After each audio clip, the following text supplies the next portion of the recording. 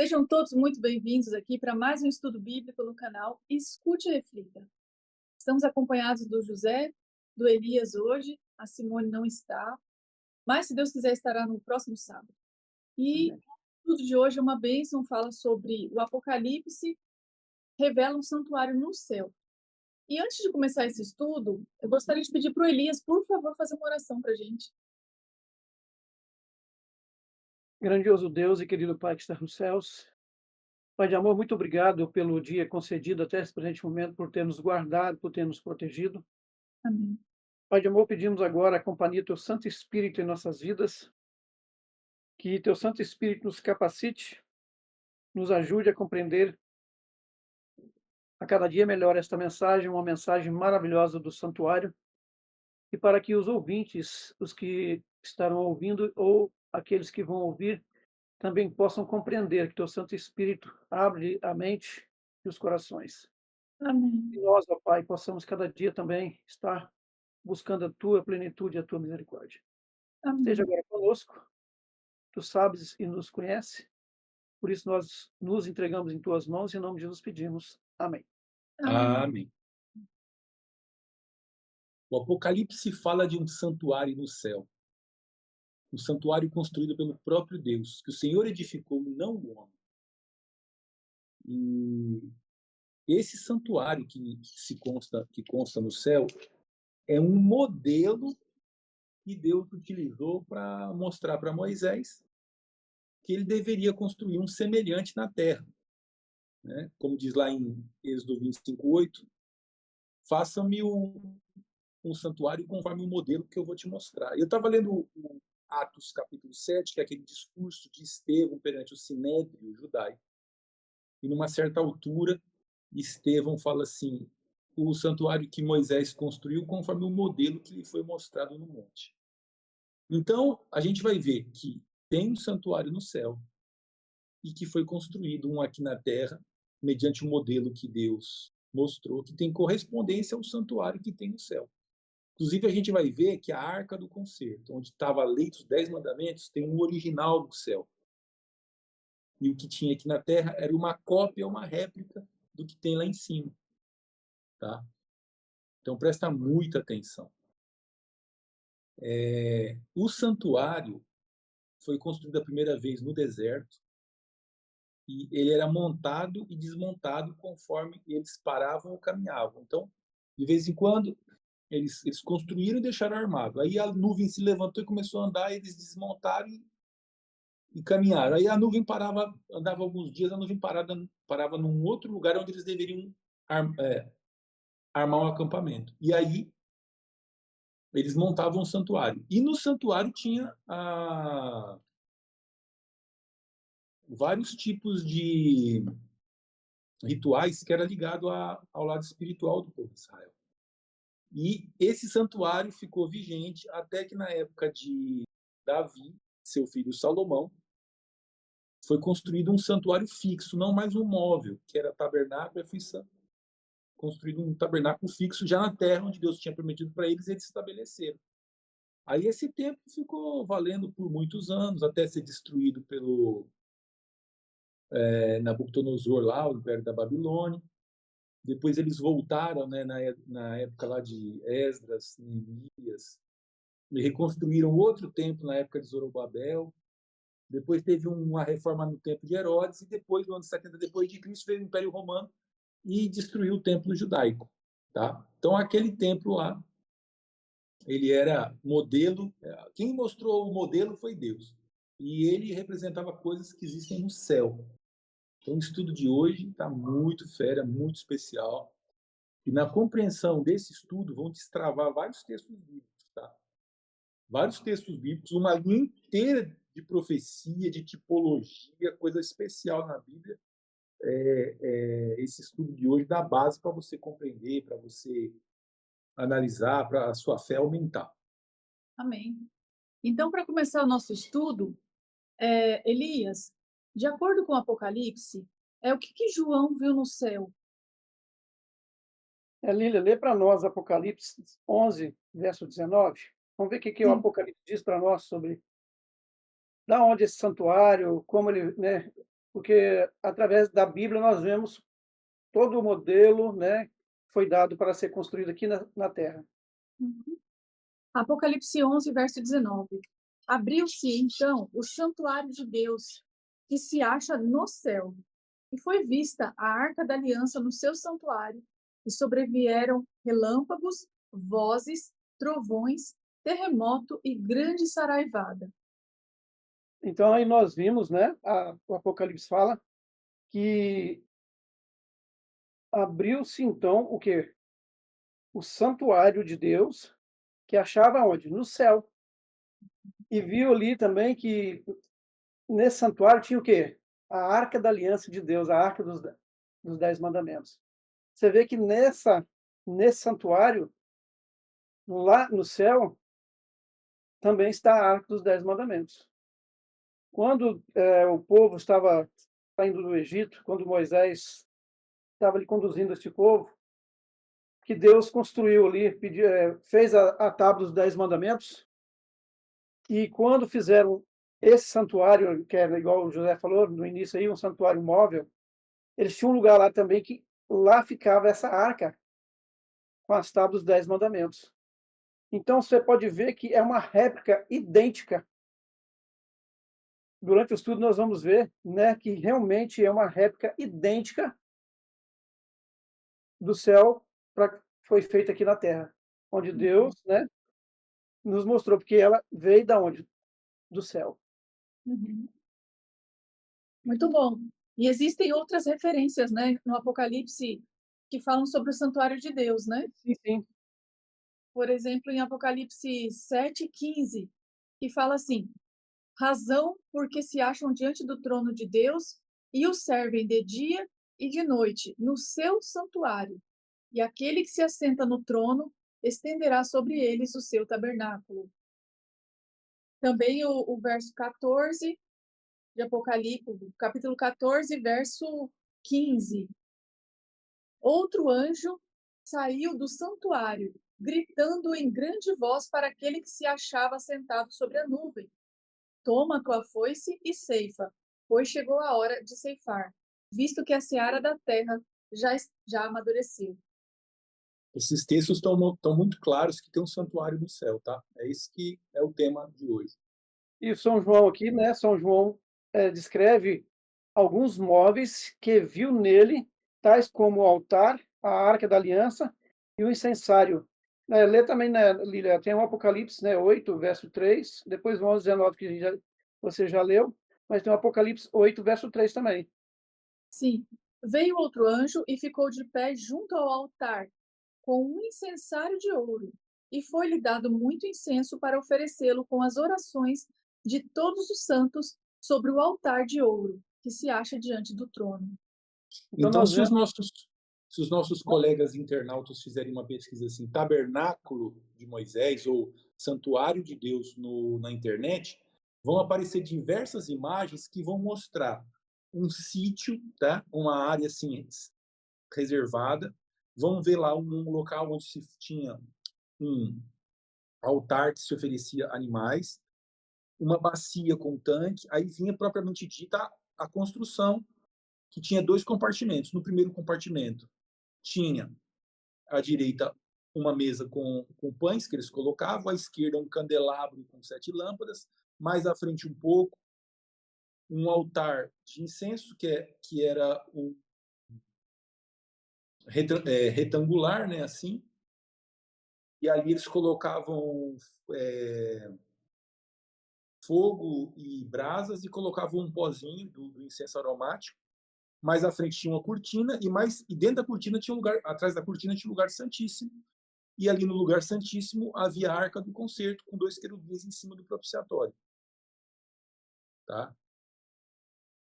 Era todo revestido de ouro, bordagens de anjos, e eram oferecidos sacrifícios, diversos deles. Em alguns o sangue entrava, em outros ficava aqui fora. Enfim, o ritual do santuário está cheio de lições espirituais para a gente aprender e fazer comparação com o Evangelho e enriquecer nossa compreensão do mistério de Cristo e de sua salvação. eu te Isso. E faço uma pergunta, nesse. Pode falar, Elias. eu te faço uma pergunta, José. porquê desse santuário? Qual era o porquê dele? Então, uma resposta, né? Essa sua pergunta é muito interessante, pode ser respondida de vários aspectos, mas o santuário era estabelecimento da religião e da rotina, tá? Da salvação dentro do povo de Deus antes de Jesus Cristo vir. Então, ali era o centro do culto do povo de Israel. Ali era oferecido os sacrifícios, o pecador confessava os pecados sobre a cabeça do animal e o animal morria em seu lugar. Então, a essência do resultado do pecado, do substituto que morria no lugar do pecador, e da salvação e do perdão eram dados nesse ambiente. E também ele é muito instrutivo, pedagógico, e como um modelo, né, para os nossos filhos, às vezes a gente dá carro, dá uma casa, uma boneca.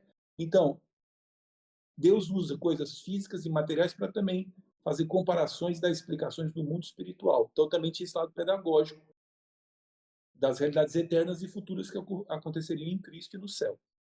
Isso. E aqui na Terra, quando teve esse santuário terrestre, havia um sumo sacerdote que ele ficava uma vez por ano, ele passava do Santo para o Santíssimo. Agora, José, quem que é o sumo sacerdote, ministro do verdadeiro tabernáculo? Hebreus capítulo 8, versículo 1 e 2. Ora, o essencial das coisas que temos dito é que possuímos tal sumo sacerdote que se assentou à destra do trono da majestade nos céus, como ministro do santuário e do verdadeiro tabernáculo que o Senhor erigiu, não o homem. Então, o que acontece? Jesus Cristo ele é conhecido no Evangelho como o Cordeiro de Deus. João fala isso. E o Cordeiro era sacrificado no santuário, tá? Mostrando a morte de Jesus Cristo, derramando seu sangue em prol do pecador. Mas as Escrituras também mostram que o sumo sacerdote, o chefe dos sacerdotes, representava Jesus Cristo. Lembra que ele tinha uma roupa toda especial com peitoral, na qual tinha 12 pedras, uma representando cada tribo, e que simboliza que Jesus Cristo carrega as tribos e as pessoas no coração? E tinha uma faixa assim, ó, santidade ao Senhor, e tinha, né, umas 3 camadas de veste e tudo mais. E o sumo sacerdote, ele fazia uma ação especial, tá? Os sacrifícios eram diários, e isso fazia-se durante um ano. Aí, anualmente, tinha uma cerimônia chamada purificação do santuário. Nesse dia, o sumo sacerdote tinha também ali uma participação especial, né, na purificação do santuário. Então, existe um santuário no céu que o Senhor erigiu e não o homem, tá? O sumo sacerdote do santuário do céu é Jesus Cristo. Então, o cordeiro representava Jesus Cristo e o sacerdote também o sumo sacerdote também representava Jesus Cristo, tá? É isso que o texto diz, tá? Hebreus, capítulo 8, versículo 1 e 2. O essencial das coisas que temos dito é que possuímos tal sumo sacerdote que se assentou à destra do trono de Deus, na majestade da majestade nos céus, como ministro do santuário do verdadeiro tabernáculo que o Senhor erigiu, não o homem. Tá? Quando Jesus Cristo esteve nesse mundo aqui, ele não era da tribo de Levi, não participava do sacerdócio ali, tá? Mas no céu, ele é o mais importante sacerdote. Ele é o sacerdote, sumo sacerdote das coisas referentes a Deus. Ele ministra no tabernáculo construído por Deus no céu. Isso é muito importante e é uma lição que poucas pessoas ensinam, tá? Muita atenção nesse curso aí de hoje. E tem até um texto aqui de Hebreus que, para confirmar isso que o José Alberto acabou de falar, de que Jesus ele é o único sacerdote, Hebreus 3, verso 1, diz o seguinte: Por isso, santos irmãos, que participais da vocação celestial, considerai atentamente o apóstolo e sumo sacerdote da nossa confissão, Jesus, o qual é fiel àquele que o constituiu, como também o era Moisés em toda a casa de Deus. É isso mesmo. Jesus, o sumo sacerdote, é o que está falando aí. Isso. E em Hebreus 7, 23 e 24, também de 24, né, até 27 diz: Ora, aqueles são feitos sacerdotes em maior número, porque são impedidos pela morte de continuar. Este, no entanto, porque continua para sempre, tem o seu sacerdócio imutável. Por isso, também pode salvar totalmente os que por ele se chegam a Deus, vivendo sempre para interceder por eles. Com efeito, nos convinha um sumo sacerdote como este, santo, inculpável, sem mácula, separado dos pecadores e feito mais alto do que os céus, que não tem necessidade, como sumos sacerdotes, de oferecer todos os dias sacrifícios, primeiro por seus próprios pecados, depois pelos do povo, porque fez isso uma vez por todas, quando a si mesmo se ofereceu. Muito bem explicado aí, as escrituras dão esse esclarecimento a gente. Glória a Deus. Amém. Muito bem. E agora nós vamos entrar na parte que fala sobre os símbolos do santuário. Eles eram audiovisuais, na realidade. Elias, havia alguma relação do santuário da terra do Antigo Testamento com os seus serviços e o do céu? Nós temos aqui dois versículos aqui, né, da Bíblia aqui, que fala para nós. Lê para nós, Lília, Êxodo 25, 8 e 9, depois do 40. Aí depois você vai lá no Hebreus 8, verso 5. Aqui a Bíblia ela é muito clara. Então, preste bastante atenção, né, no que a Bíblia vai se referir desse santuário, se ele tem alguma ligação do céu daqui da terra. Certo.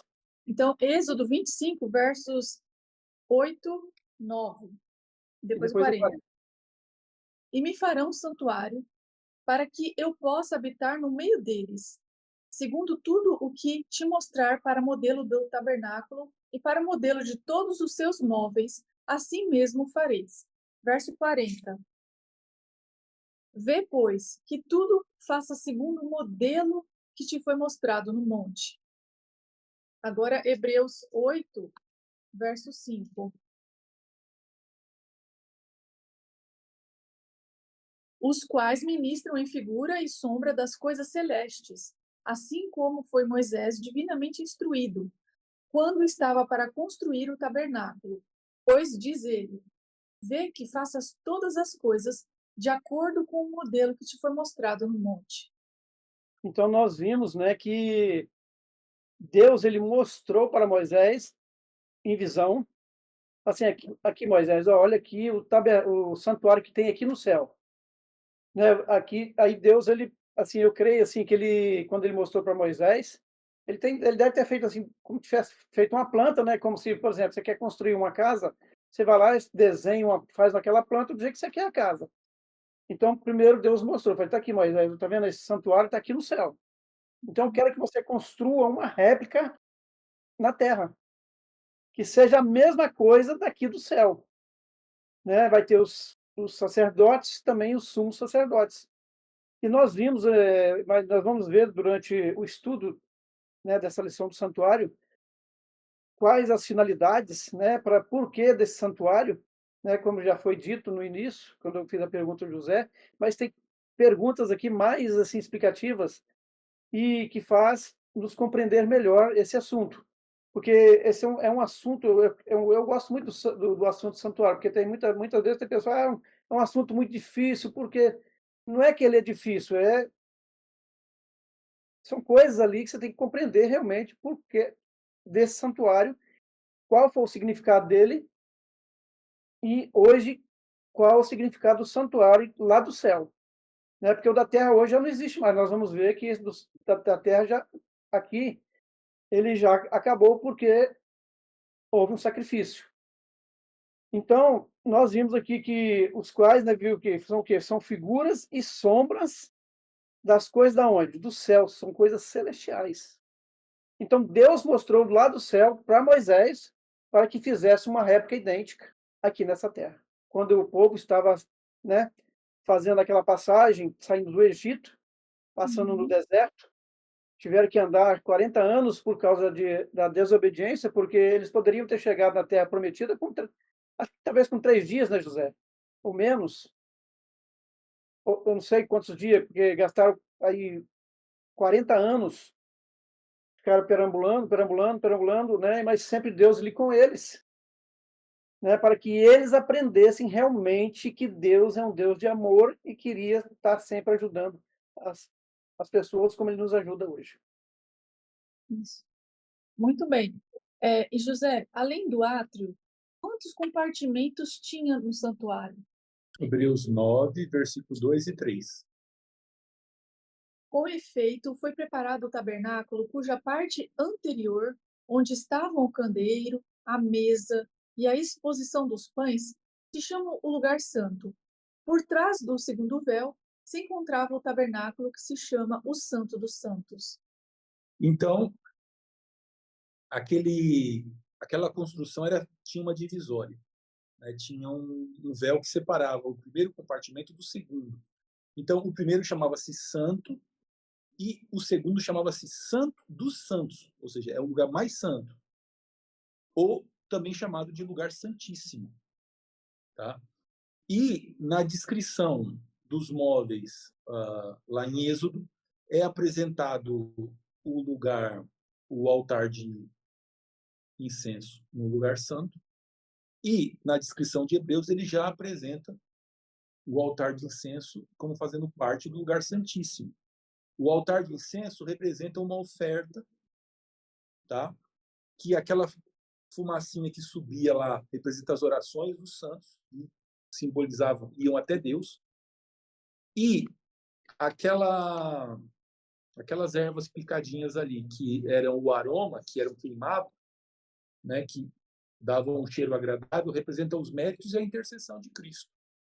Então, Jesus Cristo ele exerce um papel correspondente no lugar santo e depois passou para o lugar santíssimo. Por isso é que o móvel é apresentado nos dois compartimentos, porque ele acompanha o ministério de Cristo. Ministério que a gente fala é atividade, tá? Quando fala assim, aqueles ministravam em figura e sombra das coisas celestes, significa o quê?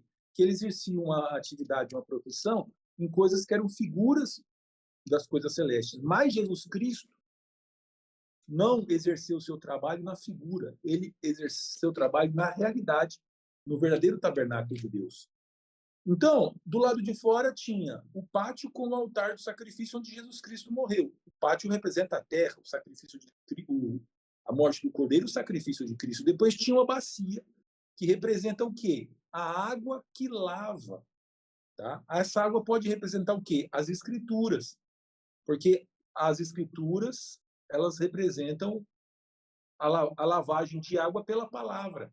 A palavra que dá as instruções lava você porque te dá um monte de instrução, né?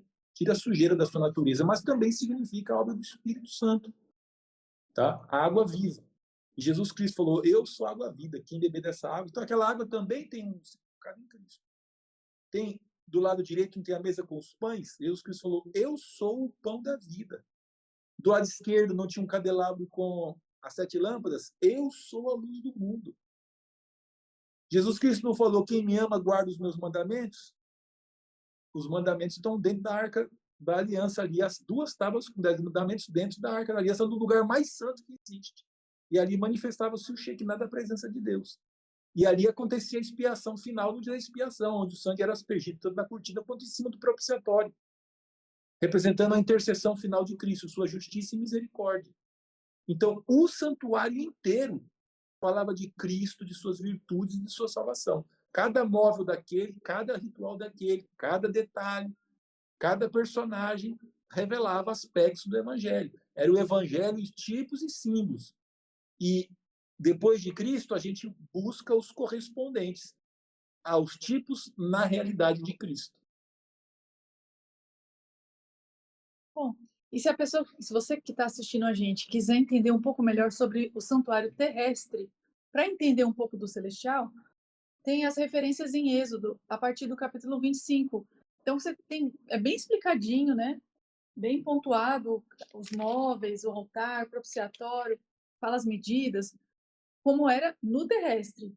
Agora, o celestial, pode ser que as medidas, né, sejam... Então, o santuário celestial, ele é muito maior e tudo que aqui era pequeno, por exemplo, os anjos estavam pintados nas paredes e bordados nas cortinas dos véus.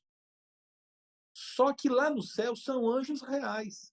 O que é uma mesa aqui é um trono de Deus. Entendeu? A correspondência, tá? A correspondência não é assim exatamente igual. O que tinha aqui era símbolo de uma coisa maior lá.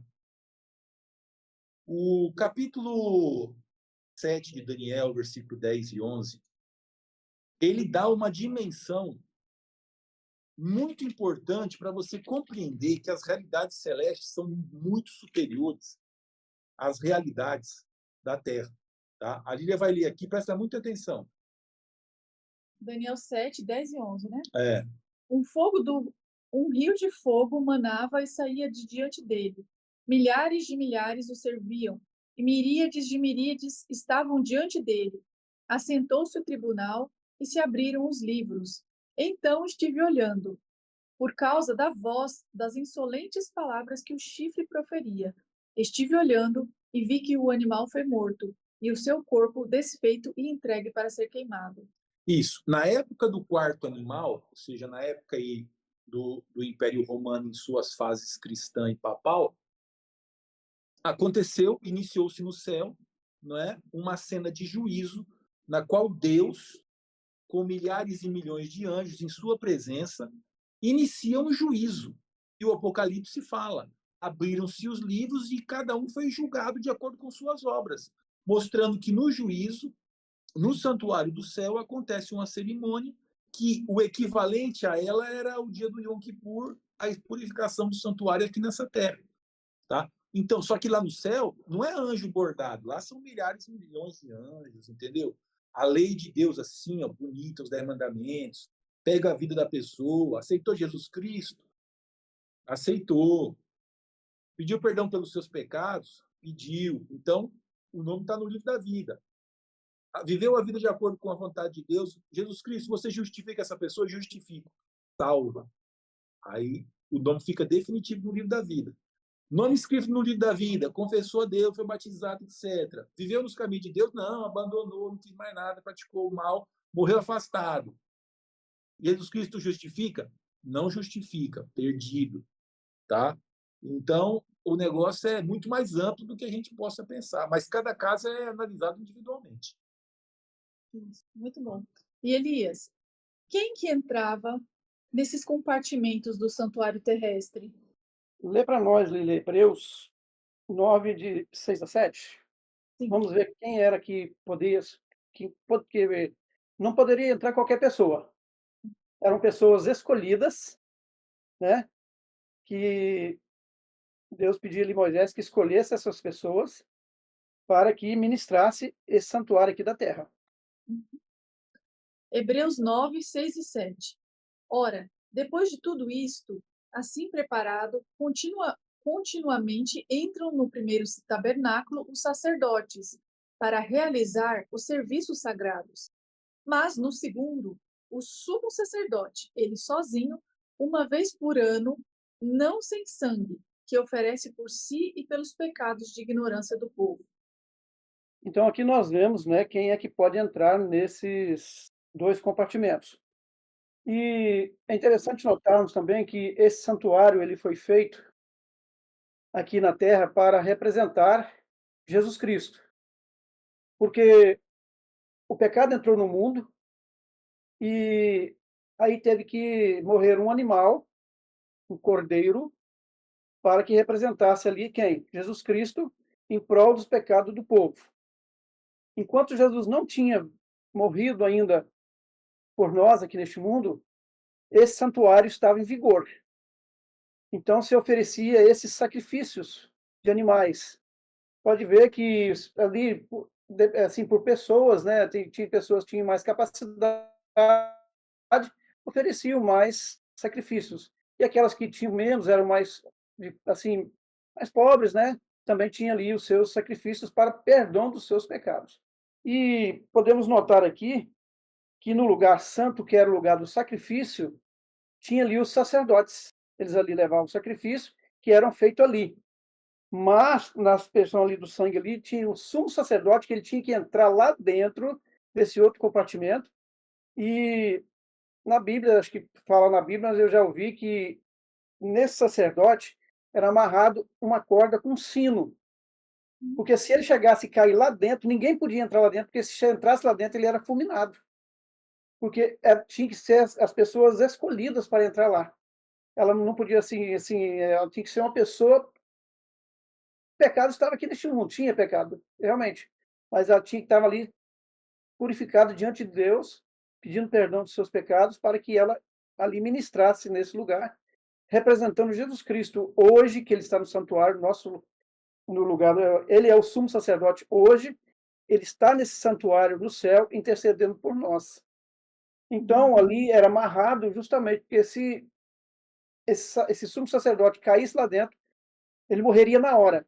Se ele tivesse assim se contaminado, assim, se ele tivesse em pecado mesmo, se tinha cometido algum pecado e não confessado, ele entraria e morreria. Mas aí o sino pararia de bater, e teria que puxar ele, porque não poderia entrar lá dentro, porque também seria fulminado. Então nós vemos que esse santuário é um lugar santíssimo, santo mesmo, né? Onde aqui, né, quando foi feito que Deus pediu que fosse feita essa réplica aqui na Terra, justamente para acontecer esses sacrifícios em prol do povo, representando a morte de Jesus Cristo depois, que pararia, né, o movimento desse santuário aqui na Terra. Uhum. Muito bom. Então, no átrio, ou seja, no pátio, pecadores arrependidos poderiam entrar. As pessoas Exatamente. paravam ali. A partir dali só entrava no santo os sacerdotes e no santo dos santos só o sumo sacerdote uma vez por ano. Uma vez por Depois de ano. todo um trabalho de limpeza, né? De expiação de pecados, pedir perdão a Deus, que ele poderia entrar ali, né? Senão ele era fulminado Exatamente. também. Isso, muito bom. E José, que serviços eram realizados no santuário? Gente, muita atenção agora, hein? Números capítulo 28, versículo 3 e 4. Dir-lhes-á, dir-lhes-ás, esta é a oferta queimada que oferecereis ao Senhor. Dia após dia, 2 cordeiros de 1 ano, sem defeito, em contínuo holocausto. Um cordeiro oferecerás pela manhã e o outro ao crepúsculo da tarde. Eles sacrificavam 2 cordeiros e depois queimavam em cima do altar. Isso era feito de forma contínua, nunca parava, tá? Era feito um pela manhã e outro pela tarde. Isso significa que a ação intercessora de Jesus Cristo e o sacrifício dele tem virtude que cobre as pessoas em todos os momentos. Se a pessoa cometer um pecado às 3 horas da madrugada, existe virtude, tá? Existe virtude para poder perdoar. Se ela fizer um pecado às 11 horas, tem virtude, tá? Então, o cordeiro que era oferecido pela manhã criava uma provisão de graça durante o dia. O cordeiro que era oferecido à noite criava uma provisão de graça durante a noite. Porque às vezes a pessoa cometia um pecado, mas ele estava longe do santuário. Aí tinha que viajar para levar o cordeirinho lá para sacrificar. Mas se a fé dele se apegasse ao sacrifício que estava acontecendo lá no pátio, ele se apropriava dos méritos do perdão, até que ele tivesse condições de chegar e oferecer o sacrifício dele. Tá? Então, isso aí era chamado de sacrifício contínuo, holocaustos contínuos, que acontecia ininterruptamente a favor da nação de Israel, a favor das almas penitentes, de todo mundo que queria se arrepender e converter dos seus pecados e estar com a sua alma limpa e tranquila e alinhado com Deus. Tem também Levíticos 4, versículo 2, depois o versículo 27 e o versículo 30. Certo. Disse mais o Senhor a Moisés: Fala aos filhos de Israel, dizendo: Quando alguém pecar por ignorância contra qualquer dos mandamentos do Senhor, por fazer contra algum deles o que não se deve fazer, então o que teria que acontecer? Versos 27 a 30. Se alguém Se qualquer pessoa do povo da terra pecar por ignorância, por fazer alguma das coisas que o Senhor ordenou, se não fizessem, e se tornar culpada, ou se o pecado em que ela caiu lhe for notificado, trará por sua oferta uma cabra sem defeito, pelo pecado que cometeu, e porá a mão sobre a cabeça da oferta pelo pecado, e a imolará no lugar do holocausto.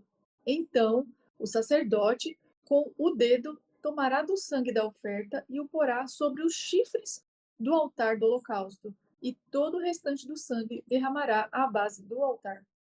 Então a pessoa reconhecia a autoridade de Deus, reconhecia a lei de Deus, ele se via como um pecador, ele se arrependia dos seus pecados, tinha vontade de se reconciliar com Deus, então ele pegava um cordeiro, levava uma cabra. Isso aí varia, tá, pessoal? Podia ser cordeiro, carneiro, cabra, novilho, depende um pouco do tipo e da pessoa que estava levando, se era príncipe, etc. Então ele levava, se fosse pobre, levava uma pomba, ou duas rolinhas, tal, né? Depende também do tipo de pecado. Então o que acontece? Ele levava o sacrifício e oferecia no lugar dele. Ele punha a mão assim, ó, e confessava os pecados. Simbolicamente, aquela vítima ali estava morrendo no lugar dele e estava satisfazendo a exigência da lei, porque a lei diz assim: a alma que pecar, essa morrerá. Então, a exigência da lei era mantida e, ao mesmo tempo, morria o substituto mostrando misericórdia. Lei e misericórdia. Verdade e graça. Tá? Justiça e amor. Porque não exige a vida, tem que pagar com a vida, mas a vida do substituto demonstra a graça. E tem também Levíticos 16, versículo 29, 30 e depois o versículo 34. Isso vos será por estatuto perpétuo. No 7º mês, aos 10 dias do mês, afligireis a vossa alma, e nenhuma obra fareis, nem o natural, nem o estrangeiro, que peregrina entre vós. Porque naquele dia se fará expiação por vós, para purificar-vos, e sereis purificados de todos os vossos pecados perante o Senhor. Verso 34. Isto vos será por estatuto perpétuo, para fazer expiação uma vez por ano pelos filhos de Israel, por causa dos seus pecados. E fez Arão como o Senhor ordenara a Moisés. Então, gente, só recapitulando. Quando a pessoa, lá no começo de Levíticos, fala sobre diversos tipos de sacrifícios e termina assim: imporá a sua mão sobre o animal, confessará seus pecados, o animal será sacrificado e o pecador sairá perdoado. Aí repete uma introdução como essa, fala do tipo de sacrifício e sairá perdoado. Depois repete perdoado. Então, olha só. Tinha o sacrifício contínuo, que era o diário, que acontecia independentemente de alguém levar alguma oferta lá. Todos os dias acontecia, pela manhã e pela tarde. Tinha o sacrifício que o pecador levava a sua oferta, ou para perdão de pecados, ou para consagração, ou que é o holocausto. Tinha ofertas pacíficas de gratidão, tinha oferta de manjares, que era oferta de alimentos, vários tipos. E as ofertas tinham seus significados. Tá? Nós estamos dando ênfase aqui ao sacrifício substitutivo, que é o do perdão dos pecados. Aí, uma vez por ano, era feita uma última purificação pelo povo. O último sacrifício pelos príncipes, o último sacrifício pelos sacerdotes. Tendo purificado todo mundo, traziam-se 2 bodes e eram feita uma purificação do santuário. Tá? Então, são níveis: ó, diário, contínuo, pela pessoa que pecou contra Deus, depois faz uma remoção geral dos pecados, simbolicamente os pecados das pessoas que estavam dentro do santuário, e faz uma remoção final do dia do Yom Kippur, dia da expiação, que é a purificação do santuário, tá? Um sacrifício pelo santuário. E no final de tudo, né, disso aí, os pecados eram confessados na cabeça de um bode, tá? Do Azazel, bode por Azazel, que representa Satanás, que no final, esse aí não morria, tendo derramado sangue. Esse aí é levado para o deserto e morria abandonado lá. Tá? Então, isso aí tem implicações espirituais, né, e escatológicas, que é da dimensão profética. Aqui na nota do estudo, comenta sobre um livro chamado Cristo no Santuário, do Dr. Salim Japas. E nesse livro mostra 6 passos fundamentais da salvação que aparecem nítidos na simbologia do santuário.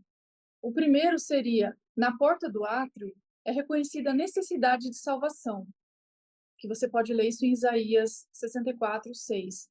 O segundo passo seria, no altar dos holocaustos é imputada a justiça de Cristo, o Cordeiro de Deus, em São João 1:29, imolado por nós, né? O Cordeiro de Deus que foi imolado por nós. O terceiro passo, no lavatório, a pureza da justiça de Cristo é comunicada no processo de santificação. Hebreus 12, de 6 a 11. Quarto passo, no altar de incenso, Jesus, ele vive sempre para interceder por nós. Você pode ver em Hebreus 7, 24 e 25. O quinto passo, no candelabro de ouro, o Espírito Santo testifica por Cristo em favor da igreja. Você pode ver em Mateus 5, de 14 a 16. E o último passo, na arca do concerto estão a justiça e a misericórdia de Cristo, que você pode ver em Apocalipse 22, versos 3 e 4. A arca do concerto, gente, ela estava dentro da arca e tinha a tampa que chamava propiciatório. O sangue da oferta da graça de Deus que se oferecia em favor de nós representa o sacrifício de Cristo. Então, a lei e o sacrifício de Cristo, a lei e a graça, tá? A verdade e a misericórdia se encontram ali, entendeu? Se encontram na cruz e se encontram dentro do lugar santíssimo. Tá? A lei, os 10 mandamentos, o sábado lá também, e aqui o sacrifício de Jesus Cristo perdoando os pecados, desse sangue derramado em cima do propiciatório. Lei e graça. Tá? Dentro do santuário, no mais santo dos santos. Muito bom. E Elias, a quem representam todos os sacrifícios do Antigo Testamento? Nós vamos ver aqui 3 versículos, né, que nos mostra aqui a quem é representado, né, esse sacrifício do Antigo Testamento. Lília, lê para nós, primeiramente, em Hebreus 9, depois 9, 13, 14, aí depois tem São João 1:29 e depois Apocalipse 1:5. Todos esses versos vão nos falar, né, ali dizendo a respeito dessa pergunta. Certo. Então, em Hebreus, capítulo 9, verso 9, diz o seguinte: é isto uma parábola para a época presente. E segundo esta, se oferecem tanto dons como sacrifícios, embora estes, no tocante à consciência, sejam ineficazes para aperfeiçoar aquele que presta culto. Verso 13.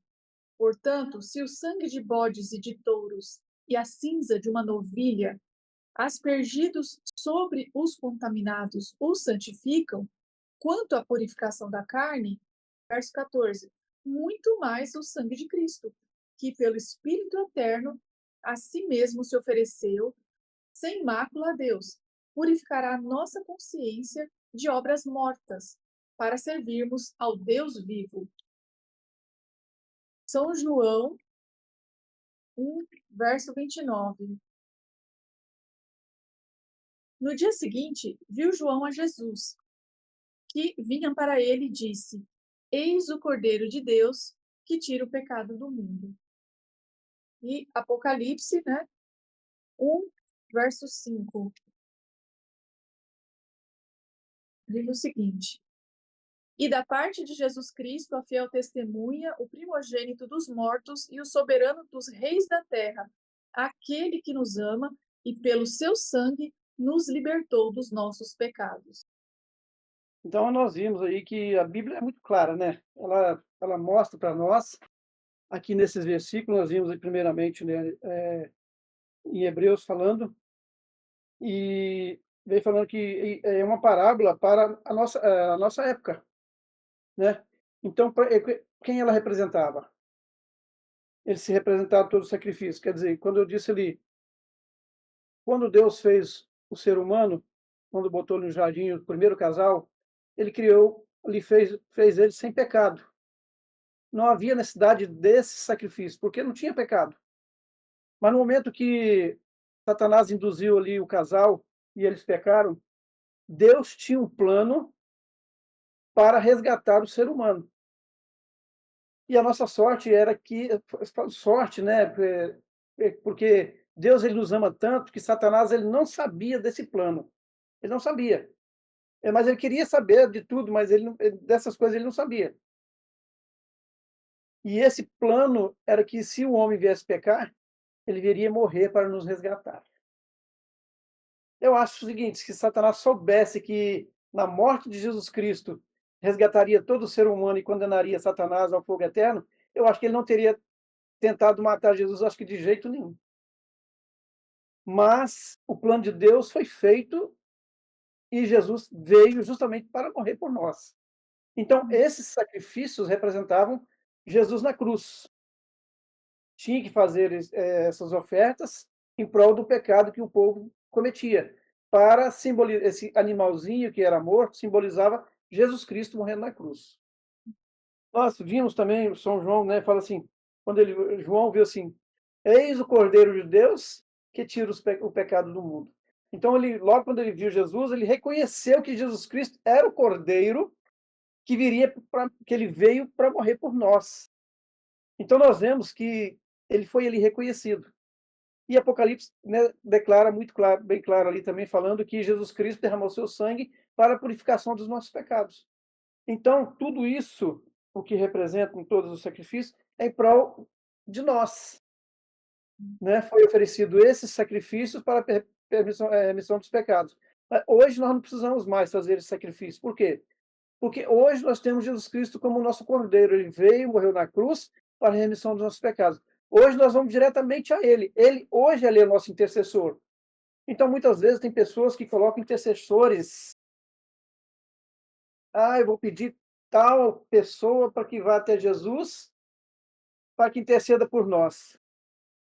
Gente, não precisa. Eu falo o seguinte, Maria, ela teve um papel muito importante aqui neste mundo. Ela foi a mãe de Salvador. Ela não é a nossa intercessora. Porque a Bíblia fala muito claro, quem é nosso intercessor? Jesus Cristo. A Bíblia fala muito claro, a Bíblia revela claramente que Jesus é o único que está lá no céu intercedendo por nós. Se você cometeu alguma coisa, vai diretamente. Eu falo assim, gente, vamos direto à fonte. Por que buscar terceiros para chegar até a fonte? Não precisa, não há necessidade. Porque foi ele que veio, foi ele que sofreu, foi ele que morreu, derramou seu sangue para nos purificar. Então, chega diretamente a ele. Se nós chegarmos diretamente a ele com sinceridade, ele está lá, ó, de braços abertos, nos esperando que chegamos até ele, porque só ele pode fazer isso por nós. Muito bom, Elias. E eu vou até ler esse comentário que tem aqui na nota, que eu achei bem interessante. O sistema de sacrifícios do Antigo Testamento ensinava ao povo o caráter terrível do pecado, e ele mostrava Jesus Cristo como o único que pode tirar a culpa. Os sacrifícios múltiplos, ou seja, dos vários animais que eram feitos, não eram eficazes em si mesmos, pois o pecado é uma ofensa moral. Só o sangue de Cristo, ilustrado por aqueles sacrifícios, é que pode expiar os pecados da humanidade. E você pode ver em 1 São João 1, verso 7, que diz: se, porém, andarmos na luz, como ele está na luz, mantemos comunhão uns com os outros, e o sangue de Jesus, seu Filho, nos purifica de todo o pecado. Ou seja, só Jesus tem o poder para perdoar, purificar pecados. Aqueles animais que morreram, eles eram só uma sombra, só apontavam, né? Sim. Símbolo, né? Simbolizando. Você tinha que ter muita fé que, né, assim, pegar um animalzinho daquele que você levava em sacrifício, que os seus pecados eram perdoados, mas porque Jesus ele aceitava esse sacrifício, porque ele não tinha vindo ainda a este mundo. Então, por isso que havia esse sacrifício e tinha que ter fé para fazer esse sacrifício em prol dos pecados. Então, como sempre digo, hoje não precisa mais, porque nós temos o Cordeiro que já morreu por nós, e hoje ele está no verdadeiro santuário, que foi uma réplica aqui daqui da terra, que está esse santuário do céu, hoje ele está lá nesse santuário, intercedendo por nós. Verdade. É verdade. Obrigada, Elisa. E, José, o santuário, ele ilustra a obra mediadora de Cristo, certo? Então, como foi ilustrada no Antigo Testamento a obra mediadora de Cristo? Hebreus 8, de 1 a 6. Ora, o essencial das coisas que temos dito é que possuímos tal sumo sacerdote que se assentou à destra do trono da majestade nos céus, como ministro do santuário e do verdadeiro tabernáculo que o Senhor erigiu, não o homem. Pois todo o sumo sacerdote, ele é constituído para oferecer tanto dons como sacrifícios. Por isso, era necessário que também este sumo sacerdote tivesse o que oferecer. Ora, se ele estivesse na terra, nem mesmo sacerdote seria, visto existirem aqueles que oferecem os dons segundo a lei, os quais ministram em figura e sombra das coisas celestes, assim como foi Moisés divinamente instruído, quando estava para construir o tabernáculo. Pois, diz ele, vê que faças todas as coisas de acordo com o modelo que te foi mostrado no monte. Agora, com efeito, obteve Jesus ministério tanto mais excelente, quanto é ele também mediador da superior aliança, instituída com base em superiores promessas. Então, Jesus Cristo, ele se assenta no trono de Deus, está à direita de Deus, e ele exerce um trabalho em favor da humanidade, intercedendo em favor da humanidade. Então ele fala assim: Pai, olha aqui os símbolos do meu sacrifício. Eu derramei o sangue, eu suei gotas de sangue, eu carreguei os pecados da humanidade sobre mim. Tu me aceitas? Ele fala, eu aceito, tu és meu filho amado, teu sacrifício é válido. Então, Pai, perdoa o fulano de tal que está pedindo perdão e se arrependeu dos seus pecados. E Deus fala assim, está perdoado, porque o meu filho se sacrificou para oferecer o perdão a essas pessoas. Então, o sacrifício de Cristo, ele é aplicado pessoalmente para cada alma arrependida. Jesus Cristo se interpõe, ele intercede, ele apresenta o sacrifício dele como virtude para o seu pecado. Não é desculpando. Ah, coitadinho. Não. Ele fala, errou, errou. Só que eu paguei o preço pelo pecado. Eu não disse que os pães representam Jesus Cristo?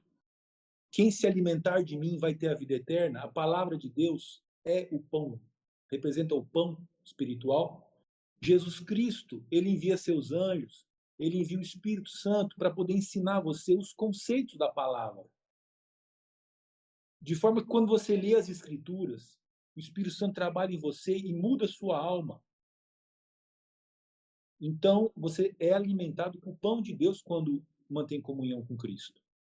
Você também, quando estuda as Escrituras, você recebe luz espiritual. Você está numas trevas, não enxerga nada, tudo escuro. Quando Jesus Cristo te dá instrução a respeito das coisas espirituais, seu olho se abre, colorido, detalhe. Você ganha esperança, você ganha futuro. Jesus Cristo, a luz do mundo. Jesus Cristo, a fonte de vida. Jesus Cristo, a fonte do perdão. Então, o ministério de Cristo é vida e fonte para todo mundo. Então, Jesus Cristo fala para os anjos, olha, trabalhem lá, atuem com tal e tal pessoas, façam com que a Bíblia seja o primeiro livro a ser publicado na imprensa.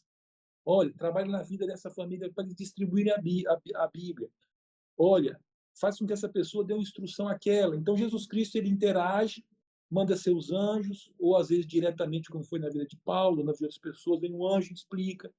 Jesus Cristo dá um sonho, uma revelação, ou o pastor ensina para um membro, cumprindo a obra de Cristo.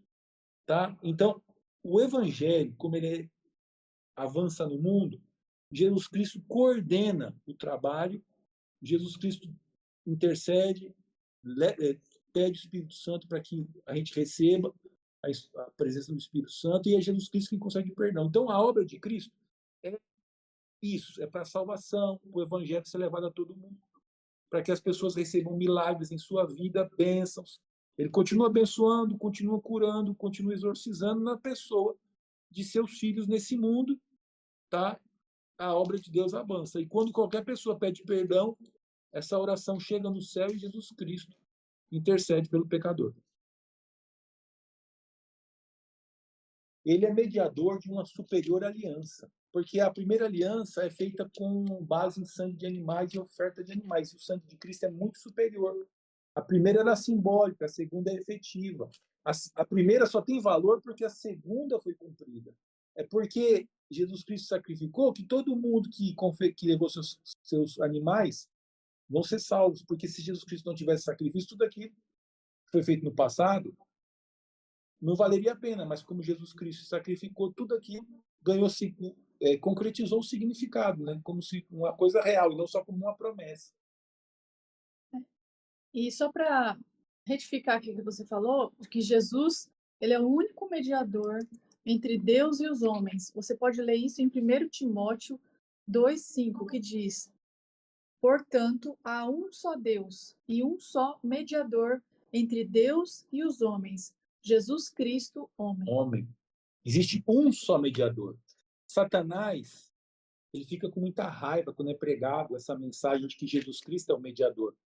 Porque o próprio inimigo, ele inventou diversos falsos mediadores, alguns deles mortos, pessoas que já morreram, outros fantasias, outras imagens de escultura, dizendo que aquelas imagens, aqueles mortos ou aquelas seres lá, né, anjos que a gente não sabe, intercede, quando na realidade o único mediador entre Deus e o homem é Jesus Cristo. Então, às vezes essa verdade ela ofende alguns servos de Satanás e ficam com raiva. Os protestantes são muito ousados porque chegam até Jesus Cristo, isso é um absurdo. Mas é a palavra, chegai-vos com ousadia junto ao trono da graça. Certo? Graças a Deus que a gente não está ligado à hierarquia romana e à imposição de dogmas que é considerado uma indústria de mandar a gente para o inferno. Tá? Pode se pedir nosso perdão, posso já chegar a Deus mediante a graça de Jesus Cristo. Isso. E outro texto que corrobora essa ideia é João 14:6, que diz: respondeu-lhe Jesus: eu sou o caminho, a verdade e a vida. Ninguém vem ao Pai senão por mim. E o texto de Atos 4, versos 11 e 12 diz: este Jesus é a pedra rejeitada por vós, os construtores, a qual se tornou a pedra angular. E não há salvação em nenhum outro, porque abaixo do céu não existe nenhum outro nome dado entre os homens pelo qual importa que sejamos salvos. Está bem claro, eu acho que mais claro que isso não dá para. Muito claro, né? Se a pessoa não tiver o coração iludido por Satanás, ele aceita. É verdade. O único nome dado entre os homens pelo qual importa sejamos salvos, tá? É o nome de Jesus Cristo. Isso mesmo. E já estamos indo para o final do nosso estudo, só faltam mais 2 perguntas. Elias, após dar-se a si mesmo, ou seja, após Jesus ter morrido, né, mesmo pelo pecado, sem pecado, onde prossegue agora Cristo a sua mediação contínua por nós? Então nós vamos ver aqui, Elias, tem dois versículos aqui. Lê para nós Hebreus 9, 23, 24, depois 7, Hebreus 7, 25. Vamos ver o que esse versículo bíblico Hebreus 9, 23 e 24. Era necessário, portanto, que as figuras das coisas que se acham nos céus se purificassem com tais sacrifícios, mas as próprias coisas celestiais com sacrifícios a eles superiores.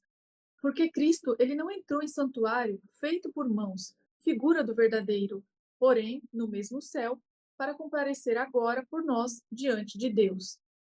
E capítulo 7 de Hebreus, versos 25.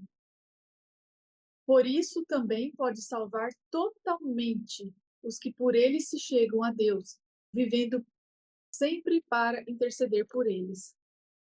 Então nós vemos mais uma vez, né, a Bíblia, como sempre fala, a Bíblia ela é clara, ela ela mesma, a própria Bíblia, ela se responde, né? Você pode ver ali que a Bíblia, ela explica claramente ali o significado de todas as coisas. Então nós vemos, né, que após dar de si mesmo pelo pecado, onde prossegue agora Cristo a sua mediação contínua por nós. Quer dizer, ele continua, hoje ele está lá no céu. Ele está lá no santuário por essa mediação por nós. E como o José disse, quando nós oramos e pedimos perdão aos nossos pecados, nós vamos até Jesus Cristo. Aí Jesus Cristo, ele vai lá e mostra a sua mão ali, mostrando ali, fala aqui, Pai, ó, as marcas onde eu derramei meu sangue em prol para perdão dos pecados. Então nós vemos que Jesus maravilhoso, hoje, como ele faz tudo por nós. Quem daria seu filho para morrer por alguém? É impossível. Então Deus, ele deu seu filho para morrer pela humanidade, para resgatar novamente, né, esse mundo caído, porque esse mundo estava entregue às mãos de Satanás. Porque o homem deu de mão beijada para Satanás. Ele entregou de mão beijada tudo para Satanás. Mas Jesus, ele tinha um plano de resgatar novamente. E ele resgatou. Através de quê? Da sua morte na cruz. Você pode ver que lá em Hebreus 7:25 fala: se nós nos achegarmos diante dele, ele está ali esperando para que nos perdoe. Você vê que, assim, nós, outras pessoas, elas cometem pecados horrendos, né? Assim, absurdos. Mas se você, diante daquilo ali, você viu, ficou amargurado com aquilo ali, falou assim, poxa vida, o que que eu fiz? Por quê? Né? E você vai lá, se arrependeu, né? Chega diante de Jesus Cristo assim, Senhor, eu fiz uma coisa horrenda e eu não deveria ter feito isso, eu não estava em si, me perdoa para que eu não cometa mais. Então Jesus está ali de braço aberto, assim, meu filho, está perdoado, mas vá e não cometes mais. Você pode ver que em todas as parábolas, quando Jesus ali falava sobre a cura do cego, sobre os endemoniados, né, a samaritana, né, a mulher adulta, Jesus diz, vá e não peques mais, a tua fé te salvou. Então nós temos que ter fé e crer em nosso Senhor Jesus Cristo, porque ele é o único que está lá hoje como nosso mediador. Ele está lá, né, intercedendo pelos nossos pecados. Mas quando nós pedimos perdão. Então nós vemos que Deus, ele odeia o pecado, mas ele ama o pecador. Deus, ele não tem prazer na morte de ninguém. Quando um ímpio morre, Deus, ele fica muito triste, porque aquela pessoa morreu e se perdeu. Deus, ele fez o ser humano para que ninguém morresse e não se perdesse. Mas, infelizmente, nem todos querem, né? Eles acham que eles mesmos podem se salvar, eles acham que Jesus não pode fazer mais nada, se ele vier, eles matam ele novamente. Assim eles pensam. Então, para que nós possamos compreender realmente o que é Jesus Cristo, o que ele fez, o que ele vai fazer, nós temos que estudar as palavras. Claro, né, Daniel e Apocalipse fala ali sobre justamente são as revelações que nós estamos estudando hoje, as revelações do Apocalipse, mostrando que só Jesus Cristo pode nos salvar. Muito bom, Elias. E para a última pergunta, José, que mensagem anunciará a conclusão da obra mediadora de Cristo? Apocalipse 14, versículos 6 e 7. Vi outro anjo voando pelo meio do céu, tendo o evangelho eterno para pregar aos que se assentam sobre a terra, a cada nação, e tribo, e língua, e povo, dizendo em grande voz: temei a Deus e dai-lhe glória, pois é chegada a hora do seu juízo. E adorai aquele que fez o céu, a terra, o mar e as fontes das águas. Essa mensagem que está pelo meio do céu, ela contém um apelo do evangelho eterno para levar a todos que se assentam sobre a terra.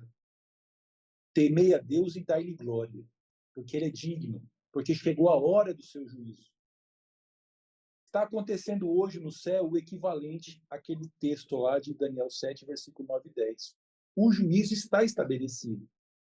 E ele equivale à sexta festa da tipologia lá de Levítico 23. O correspondente ao dia da expiação, a purificação do santuário, aquele dia em que 2 bodes eram sacrificados e um sangue daquele bode fazia a purificação do santuário. Tá? Então está acontecendo essa limpeza do santuário do céu, né?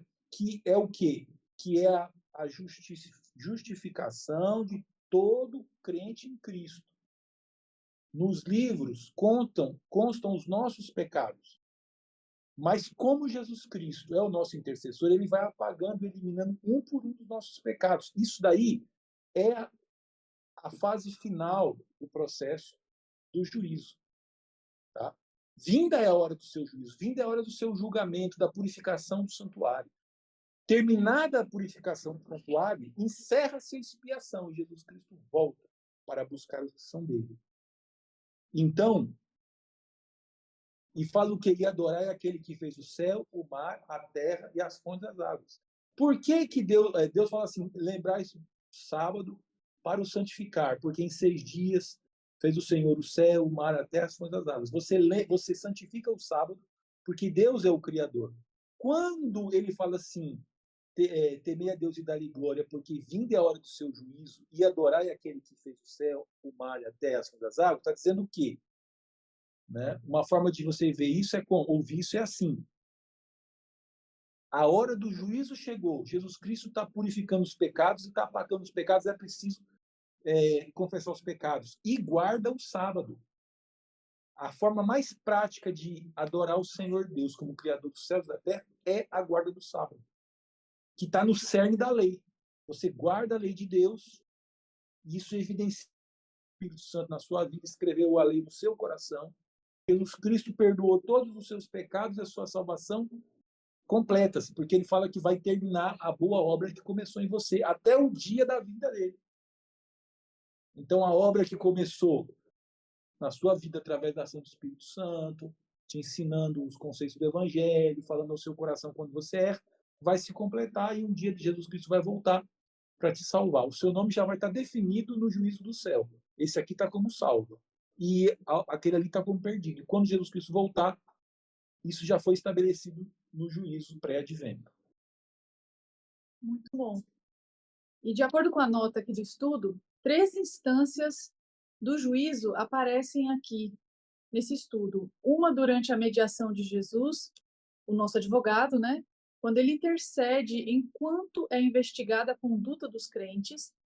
A outra instância é quando fecha a porta da graça e o Senhor vem para ceifar a messe da terra, o seu povo redimido, em Apocalipse 14, versos 15 e 16. E a terceira aparece nos versículos seguintes, quando as uvas são lançadas no lagar da cólera de Deus, que está em Apocalipse 14, de 17 a 20, que diz o seguinte: então, a vindima. Então saiu do santuário, que se encontra no céu, outro anjo, tendo ele mesmo também uma foice afiada. Saiu ainda do altar outro anjo, aquele que tem autoridade sobre o fogo, e falou em grande voz ao que tinha a foice afiada, dizendo: Toma tua foice afiada e ajunta os cachos da vindima da terra, porquanto as suas uvas estão amadurecidas. Então o anjo passou a sua foice na terra e vindimou a videira da terra e lançou-a no grande lagar da cólera de Deus. E o lagar foi pisado fora da cidade, e correu sangue do lagar até os freios dos cavalos, numa extensão de 1.600 estádios. E o próximo estudo da gente, a gente vai ver justamente quando é que chegaria essa hora do juízo, que é o que a gente vai estudar no próximo estudo. Muito bom.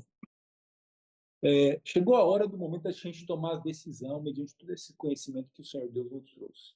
Minha decisão, Senhor Jesus, eu te aceito como meu único mediador. Rogo-te que intercedas por mim diante do Pai e que teu Espírito Santo, não se canse de falar ao meu coração para inculcar-me o amor por tua santa lei.